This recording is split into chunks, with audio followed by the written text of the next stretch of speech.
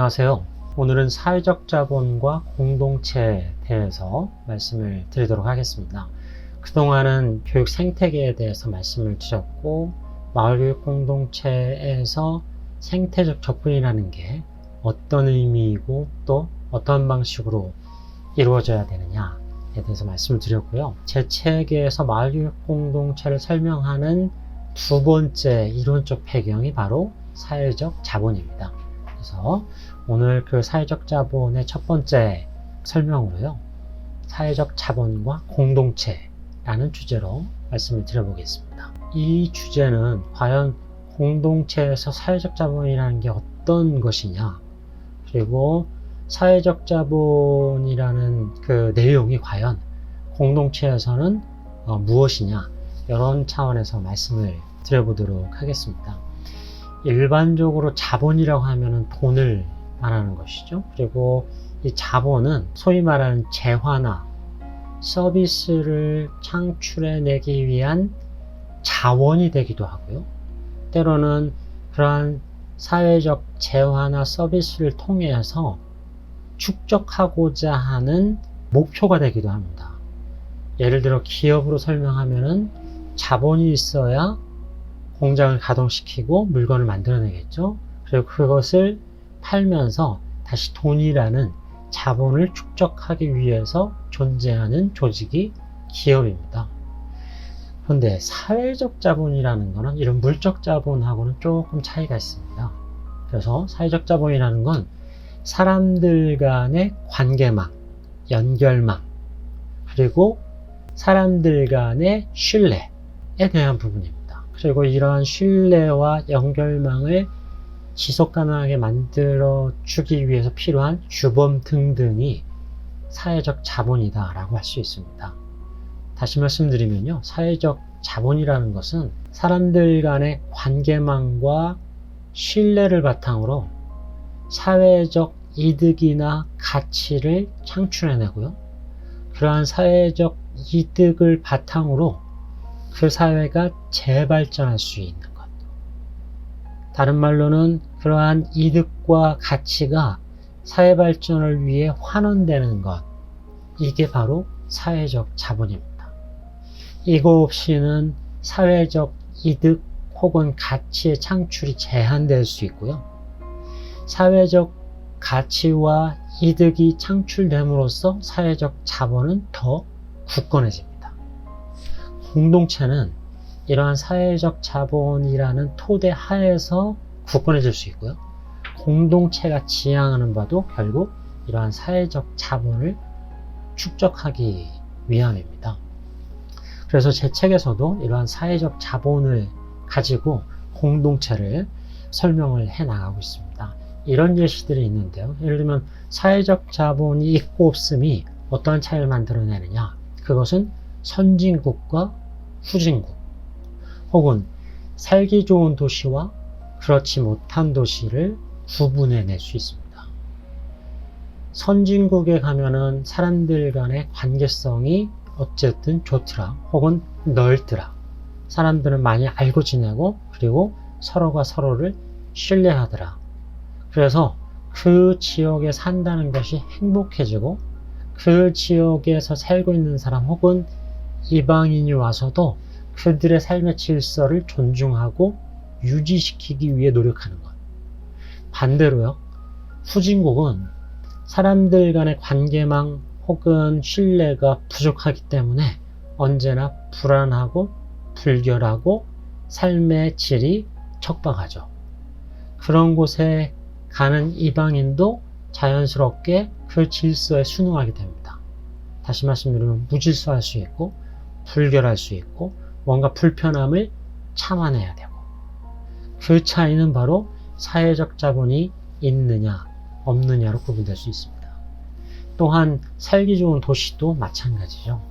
2021년 어떤 그 신문 자료에 보면은 서울이 세계에서 살기 좋은 도시 9번째로 등록이 이번엔 순위가 매겨져 있었습니다. 그러면은 어떤 도시를 살기 좋은 도시라고 하는지 그 기준이 있어야 되겠죠. 그 기준에는 이런 것들이 포함되어 있습니다. 처음에는 안정성, 치안이 불안하면은 사람들은 삶의 질이 떨어지죠. 그 얘기는 살고 싶은 도시가 아닐 수도 있는 겁니다. 그래서 안정적인 것. 두 번째는 의료 관리, 헬스케어에 대한 부분인 거죠. 그래서 어느 지역에 살고 있는 사람들이 질병에 허덕이고 혹은 질병에 고통받고 병원 시스템이 구축이 안 되어 있고 이런 곳은 결코 살기 좋은 곳이 아닙니다. 반대로 그런 것들이 잘 축적되어 있고 서비스가 잘 완비되어 있다면 살기 좋은 곳이죠. 세 번째는 교육이에요.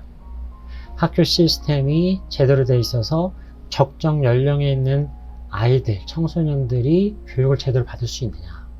학교 밖에서도 성인들을 위한 혹은 아동들을 위한 도서관 시설, 그 다음에 문화적 교육 시설들이 확충되어 있느냐. 그래서 살고 있는 사람들이 언제 어디서나 교육받을 수 있는 기회가 제공되느냐. 이런 곳이 살기 좋은 곳이고, 그렇지 않다면은 살기 불편한 곳이겠죠. 그리고 네 번째가 문화와 환경입니다. 문화적 향취를 할 수 있느냐, 그렇지 못하느냐, 그리고 환경적으로 깨끗하냐, 혹은 건강한 곳이냐, 그렇지 않은 곳이냐, 달라지는 것이죠. 마지막으로는 사회 기반 시설입니다. 이게 교통이든 공공시설이든.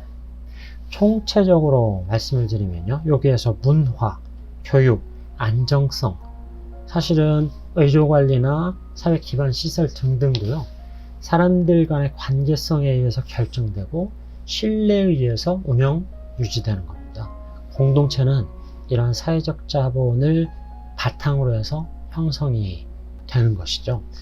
그래서 사실은 사회적 자본과 공동체가 어떠한 관계냐라는 것은 이러한 사람들 간의 관계성과 신뢰를 바탕으로 공동체의 질적 수준이 좌지우지될 수 있다라고 말씀을 드릴 수 있는 것이고요.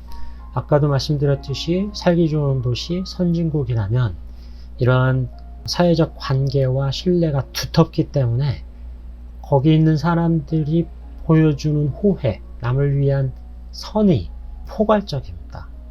그래서 퍼트남은 이런 부분을 뭐라고 했냐면은 포괄적 호혜라는 표현을 썼었어요.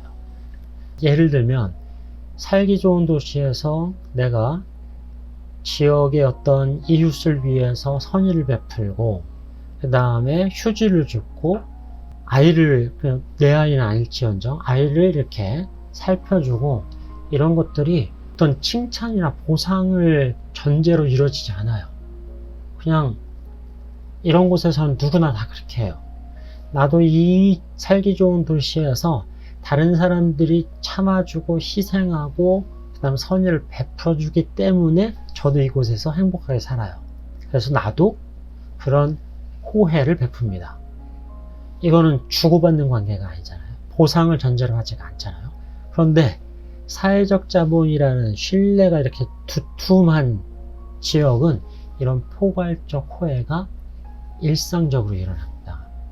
반대라면 불신이 충만한 이런 도시나 지역 혹은 공동체라면 못 믿죠. 그렇기 때문에 나 혼자 지켜야 돼. 그리고 나 혼자 보호해야 돼. 그런 필요성이 더 증대되죠. 공동체성은 점점점 내려가거나 깨지게 되어 있는 겁니다. 결국은 사회적 자본이라는 것은 그 결과가 삶의 질에 관련된 부분인 거고요. 그리고 사회적 자본을 달리 표현하자면 그거는 시민의식이라고 표현할 수 있습니다. 공동체의식 혹은 시민의식의 발로가 바로 사회적 자본이다 라고 말씀드릴 수 있는 거죠. 그리고 공동체는 궁극적으로 이러한 시민의식을 바탕으로 삶의 질을 서로가 서로에게 영향을 미치면서 올려주려고 하는 것, 이게 결국 공동체인 것이죠. 제 책에서 이러한 사회 공동체 내에서 혹은 사회 질서 속에서 사회적 자본의 특성을 4가지로 설명을 하고 있습니다. 과연 사회적 자본이 공동체에서 어떤 특성을 갖느냐? 첫 번째는요, 사회적 자본이라는 것은 최소한 2명 이상의 행위자들이 맺고 있는 관계성이다 라는 겁니다. 그 얘기는 사회적 자본이라는 건 본질적으로 공동체를 전제로 한다는 겁니다. 복수의 사람이 있었을 때에 형성될 수 있는 게 사회적 자본이에요. 혼자 있을 때는 이런 사회적 자본이라는 개념이 성립이 혹은 적용이 안 됩니다. 두 번째 특징은요, 아까 말씀드렸던 돈과 같은 물질적 자본, 물질 자본은 그 자본을 소유함으로써 발생하는 이득이 소유자에게 돌아갑니다. 돈을 갖고 있는 사람에게 그 혜택이 돌아가는 게 물적 자본이에요. 근데 사회적 자본이라는 건 그 이익이 공동체 구성원 모두에게 돌아간다는 특성이 있어요. 그래서 관계망이 넓고 그 관계망이 두툼하다, 다시 말씀드리면 신뢰가 두껍다 라고 했을 때 그 혜택은 누가 받느냐? 나를 포함해서 공동체 전체가 받게 되는 겁니다. 내가 이렇게 보상을 바라지 않지만 호혜를 베푸는 거는 다른 모든 사람이 그래요. 그러기 때문에 나도 이렇게 호혜를 베푸는 겁니다. 서로가 서로의 호혜를 존중해 주는 것. 그래서 그 이득이 공동체 전체에 귀속되는 것. 그런 것이 바로 사회적 자본의 특성이다 라고 말씀드릴 수 있습니다. 세 번째는 사회적 자본은 일단 획득되었다 하더라도 이걸 계속 유지될 수 있는 것만은 아닙니다. 이 사회적 자본을 계속 유지하기 위해서는 공동체 구성원의 노력이 필요하다는 게 또 다른 특성이에요. 물적 자본은 일단 취하면 이거를 쓰는 문제는 별도로 하고 어쨌든 유지하기 위해서 별도의 노력이 필요하지는 않아요. 안 쓰면 되는 거니까. 그런데 사회적 자본은 획득되었다 할지라도 유지되는 건 다른 문제입니다. 노력 없이는 유지되지 않는다. 그 얘기는 공동체는 그 안에서 살면서 발생하는 권리도 있지만 책임도 있다라는 겁니다. 사회적 자본, 그러니까 관계망과 신뢰를 계속 유지하기 위해서는 구성원들이 서로 노력을 해야지만 그게 유지되는 것이다 라는 특성이죠. 그러니까 물질적 자본하고는 개념이 조금 다를 수 있습니다. 그리고 마지막 네 번째는 물질적 자본은 쓰면 쓰는 대로 고갈돼요. 없어지는 것이죠. 소멸되는 것이죠. 근데 사회적 자본의 특성 중에 하나는 사용할수록 그 총량이 늘어난다는 겁니다. 소위 말하는 포지티브 썸이에요. 쓰면 쓸수록 늘어나는, 축적되는 이런 그 효과를 가지고 있는 것이죠. 그래서 구성원들이 맺어놓은 네트워크, 인적 관계를 활용하는 것, 신뢰의 터에서 무언가 가치를 창출하는 것, 이거는 쓰면 쓸수록 그 네트워크와 신뢰는 굳건해진다는 겁니다. 없어지지 않아요. 써야지만 사회적 자본의 토대가 구축되는 겁니다. 그래서 결론적으로 말씀드리면요, 사회적 자본과 공동체는 어떠한 관계냐? 공동체는 사회적 자본이라는 토대를 바탕으로 공동체 삶의 질이 결정되는 겁니다. 관계성과 신뢰, 이거를 지켜나가기 위한 규범이 있느냐 없느냐, 얼마나 두터운가에 대한 것이죠.